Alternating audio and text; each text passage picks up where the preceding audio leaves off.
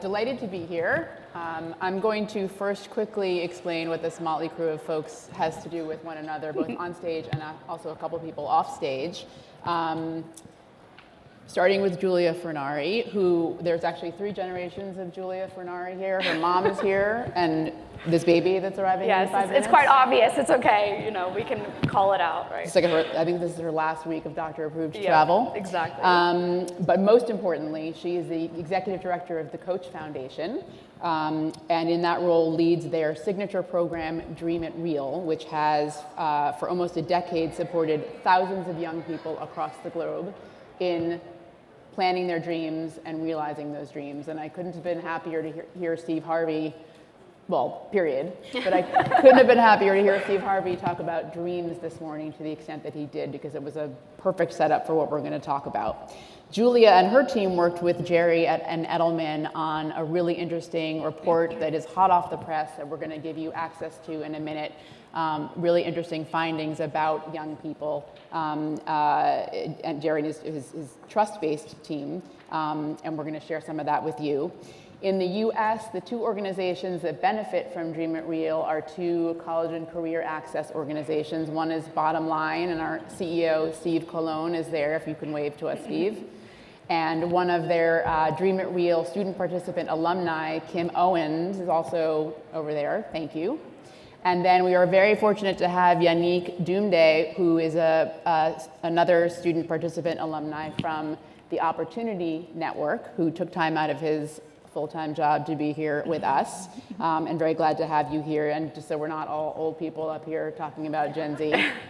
I am the founder and CEO of the Opportunity Network, which I founded in my living room 23 years ago, and I have the privilege of moderating this panel. So let me start with a pretty simple but urgent question, which is, what do young people need to succeed, and what are the adults doing about it? And I actually want to put a little bit of a finer point on it that came out of this research we're going to share with you, which is a very clear tension that says that Gen Z is ambitious and creative and determined, but the systems around them are not supporting them the way they need to be supported. And so we're going to talk about that today. The systems they're navigating are not set up. And so we'll talk about these challenges, also about the solutions. We are very much going to be sticking to the theme of meeting the moment, talking about how we can do better by our young people, and how we can show up, folks in this room, across the spectrum, business, philanthropy, nonprofit, institutions, to do better. And when we talk about systems, someone on a panel yesterday actually used the word human as a verb, to human, which I loved and thought that was really beautiful. So we'll talk about how we can human better for the sake of our young people and the next generation. So Julia, let's start with you. Having funded over 8,000 Dream It Real scholarships and all of the ancillary services you provide, can you give me a moment that changed how you think about supporting young people? Sure. We've been investing in young people for nearly a decade, so we've had a lot of moments along this journey, but one that has been fundamental was about a year ago.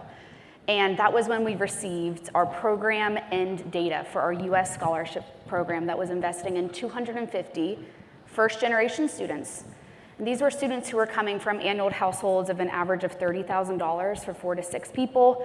So an opportunity-based scholarship program that we launched in 2020. And so until this point, we weren't able to answer the question, are students better off because of our investment that we were making? And we can get to the model in a little bit, but what we saw was incredibly compelling. And that was that 99% of these students, these Dream It Real scholars, were on track to graduate compared to national averages in the 30s. We saw that 81% of them had job placements and career-aligned jobs and or continuing education after college, and they were outperforming their peers in every single educational KPI and KPIs such as confidence. And so for us at the Coach Foundation, it was a moment. It was a moment for us to stop and to say, we've got to go deeper on this. What is working really well? Where can we dive deeper? Where can we learn more? And so that's when we started to work with the incredible team at Edelman. And so we came to them and we said, will you do a third-party validation? Will you look at our program over the past 4 or 5 years and understand? But we also want you to talk to our students, and we also want to lean into your power of your Gen Z lab, which was able to talk to hundreds. We surveyed over 500 Gen Zers across the nation, and really bringing in this Edelman trust effect. And so we're so excited to share this data today. This is the formal launch of it. You'll have an opportunity to do a QR code on Coach Foundation's website, and it'll formally go live next week. But for us, we felt a responsibility to give young people a voice. I read reports constantly about Gen Z, about investing in Gen Z, but not a lot of them are actually centering their voices. We're not asking young people, what do you need from the impact space? And so those were our questions. What is a day in the life? What are you experiencing? Where are you struggling? And where are you calling philanthropy to step in? And some of those insights are quite radical, and we'll share some stuff with you today that we're really, really excited about. I'm so happy to have Yannick on stage with us. We've been friends since he started the program 5 years ago, and just really happy for you all to be able to hear from a student directly, because sometimes we sit in this world where we're speaking to nonprofit executives, we're speaking to each other, but we're not speaking to young people who have lived experiences. We should be listening first and foremost. So great. That was Thank our you. moment. That's great, which leads me to Gerry for a question, which is you did interview 500 young people, and you do have a firm with expertise. And will you share with us something? Let's talk about like what was surprising to you in your findings about this generation that might be different than generations that have come before? Yeah, I think one of the things that was surprising, one, I think it was just such an honor to kind of work with Julia to kind of hear this. One surprising thing was, is no one asking Gen Z? Which is always whenever we start these kinds of projects. And at Edelman, that really is, Julia mentioned our Gen Z lab, which has been that foundation of asking Gen Z, right? And we can't name clients specifically, but from major Seattle-based coffee chains all the way to major Atlanta-based airlines, we've tapped our Gen Z lab to talk about what are those changing demands as a consumer, as a recipient, as a human in the world, right? And we're seeing this interesting dichotomy between older Gen Z and younger Gen Z. And so I think this moment with the Dream It Real program was that we have this data of this first cohort that's kind of fully gone through the program, graduating. And now we've got the second group, right? And how are we adapting? How are we continuing to use this data to test and learn, right, in real time, which is so important. And so being able to kind of take that opportunity to tap into that was really important. And we've got a couple of slides, as Julia mentioned. We're giving some previews of the report today. So if we can pull up our first slide on the biggest challenges that Gen Z is facing today. Good, you took my question, Yes. which is what are we getting wrong? Where are traditional models and humans getting it wrong? What are those challenges? Yeah, and it's workforce, it's mental health challenges. We've heard a lot about that today, and so I think you'll see a few of these things here. And so again, I think it's just really interesting to kind of see from Gen Z's perspective, right, what they're needing, what they're wanting in today's world. Okay, thank you. So Yannick, let me ask you a two-part question. The first question is, from your own perspective and from your own lived experience, what do you think have been the biggest challenges? What do you experience? What do you see the rest of your generation facing? Well, first of all, thank you so much for this question. Thank you for having me on this podium. Thank you, the Dream It Real program, for having me here. This is such an honor to be here and actually look at the room and have the ability to speak to you guys about something that is very dear to me, right? I work with the Edelman Foundation on this survey, and our answers go hand in hand. And the first thing that the Gen Z the first challenge Gen Z is going through right now is just entering the workforce. I'm a recent graduate from a top university. It has been even hard for me, right? Thank you. I did what I believe was all right, Went through the internship, did all the resume building and everything. Even that was not enough for me to just start. So entering the workforce has become increasingly hard, and that is compiled on top by AI. We're in this new world of AI where a lot of entry-level jobs are being removed. Entry-level jobs were primarily the things that young scholars get to enter through the workforce, learn, and then get the experience to pursue a bigger career. So what has this problem created, making it harder for young scholars to get through their foot through the door and just say, hey, I need this job, just finished college. How can I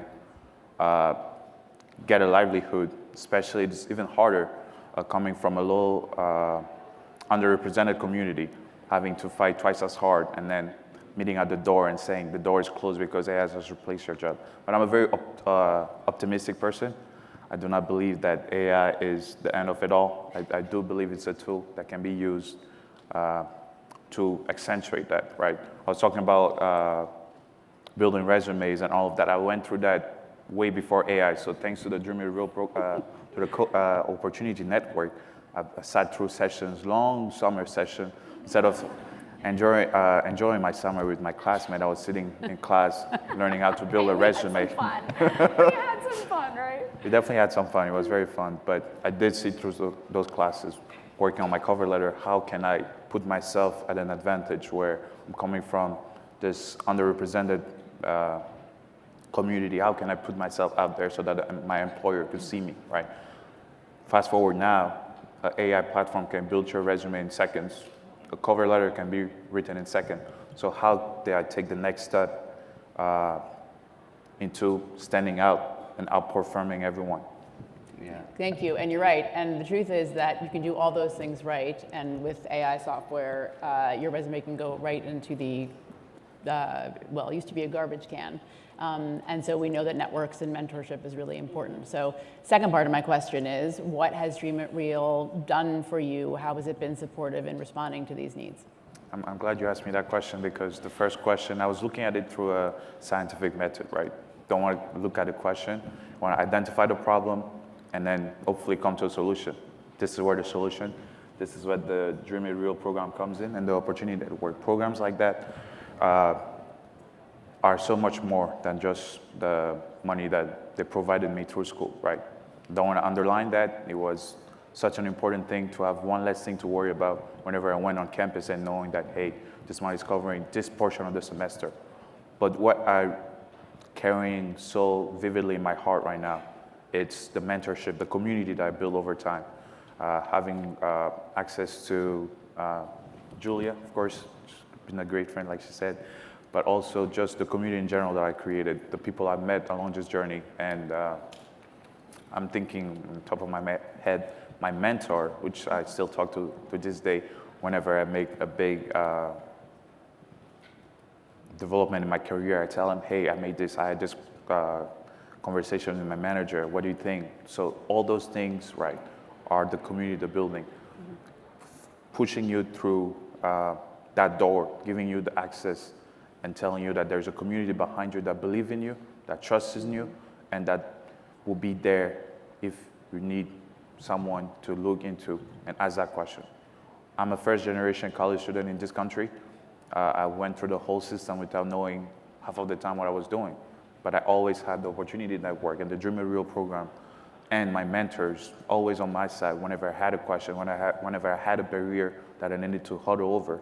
I was never afraid to step in rooms like this and look at you in your face and tell you, I belong in here. And that is partly because of the Dream It Real program.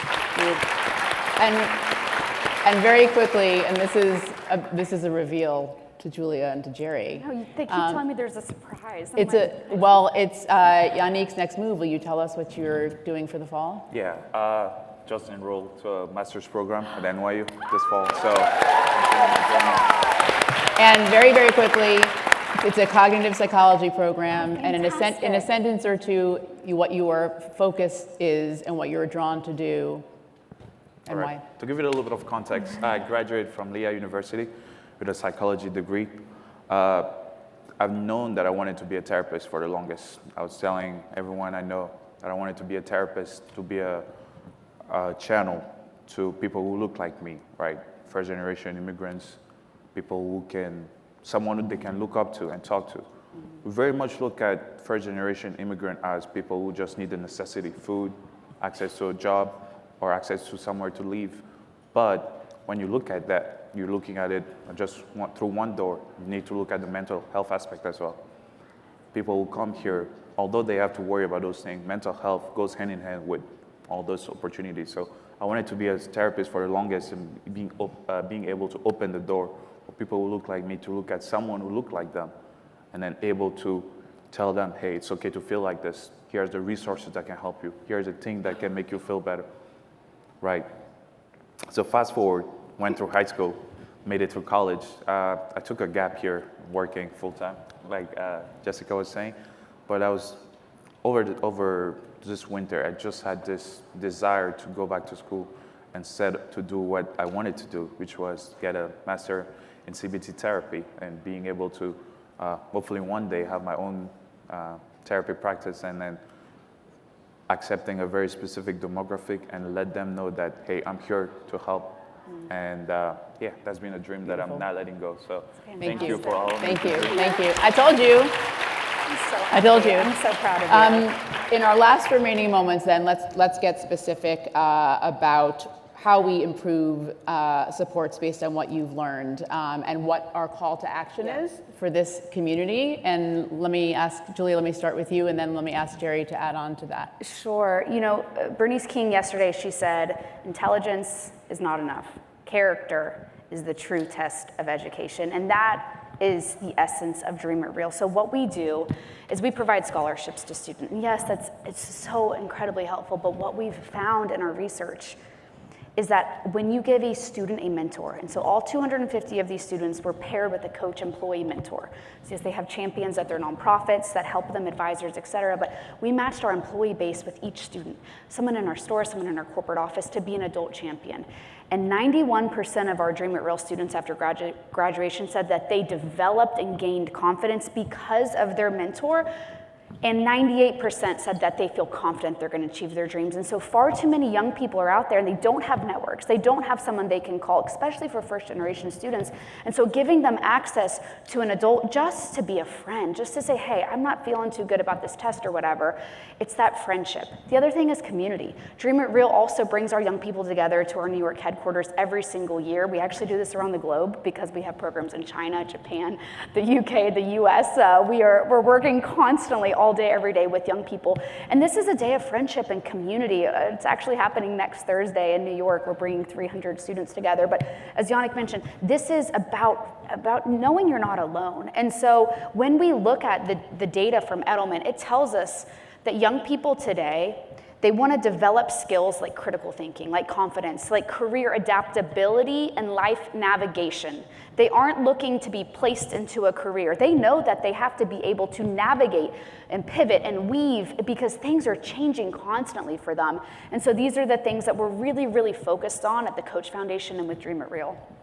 Thank you. And what would you add, and then lead us into our QR code? Yeah, no, I think it was great kind of brainstorming, right? Once we got all the data, kind of analyzed it and told the narrative, right, of the Dream It Real program from the Coach Foundation and the major impact it's had, you know, it kind of led us to that. Well, so what? Where do we go from here, right? What is that future of philanthropy? And so we do have a slide pulling up for this next one. And I think what Yannick said also, you know, I think we already knew that people from underprivileged backgrounds, underrepresented backgrounds already had to work twice as hard. Yeah. And as you said, right, with AI coming into it, we now have to people feel like they have to work 4 times as hard, right, 10 times as hard. So it's becoming increasingly difficult. And so as Julia mentioned, right, these systems around us have to change. And so this traditional model, right, of access, transactional support, that kind of one-time intervention, right? It's not enough to give someone a scholarship one time, right, or to give them this kind of one moment support, right? That college readiness and career placement and institutional support, we need to kind of expand this into this emerging model of there are multiple pathways for access, right? It's, you know, someone, you know, maybe it's not college or maybe it's a gap year, right? And being able to kind of provide that flexibility there. Relational support instead of transactional, meeting people where they are. Everyone's first generation versus someone who may not be a first generation immigrant family, but is still first generation college student in their family, right? Or you know, other circumstances in there. That long-term ecosystem, right? The wraparound services, transportation, childcare, all these other things that we know are just facing everyone's life right now. The affordability crisis, right? So again, making sure that we're making sure that we can kind of flex with the times. That life, it's not about college readiness, but about life navigation, right? Those life skills that are so important. And so how are we kind of preparing people for that? You know, because college is its own beast, but you're also living on your own for the first time, maybe in a new city, right? And kind of getting out there, expanding that. Career adaptability, so it's not kind of graduate, get your major, get your job, stay there for 20 years. We all know that that kind of career cycle is broken. And so this career adaptability, as you're saying, right, going back to school, maybe you want to pursue that in a different way. And so being able to kind of build the skills that can flex with you, right? We're seeing a lot of this from an employer perspective as well. Skills-based hiring versus kind of the standard, oh, do you have your master's degree in X, Y, and Z? But no, actually, what have you done? What can you do? And seeing that potential in people. And then lastly, that human connection, right? This institutional support to human connection. Again, with AI, so many things are getting automated. And Yannick and I were talking about this as well. I think for millennials who grew up, right, with the internet exploding and everything became online and we had to be online and we had to figure that out. And we're seeing Gen Z kind of not reject that outright, but craving more of that human connection, right? Those real life moments to connect with each other at that human level. And so I think for us, kind of those lessons learned, that was really important for us to bring forward with you all. Absolutely. We are out of time, and I'm just going to close by going rogue by just saying what is in all of our hearts, which is this is for you and about you, and Kim, it's for you and about you. And at the same time, we benefit just as much as you do. What you bring and the assets you bring into all the spaces that you inhabit. I think everybody here can see how lucky we are to have you as the future generation. Yeah. And please save us. Yeah.